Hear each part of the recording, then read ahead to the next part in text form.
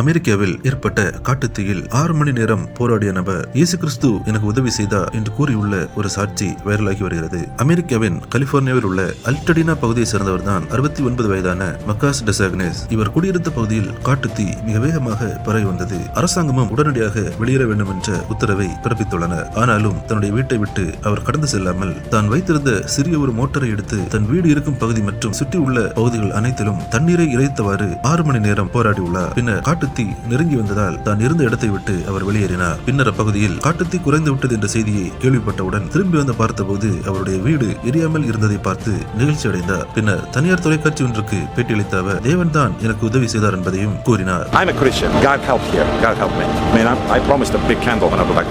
இவர் கொடுத்துள்ள பேட்டி வைரலாகி வருகிறது. 69 வயதிலும் தேவனுடைய உதவியோடு 6 மணி நேரம் போராடி அதில் வெற்றியும் பெற்ற நபரின் சாட்சி நமக்கும் சிறந்த பாடமாக அமைந்துள்ளது. இந்த சேனலை சப்ஸ்கிரைப் செய்து கொள்ளுங்கள்.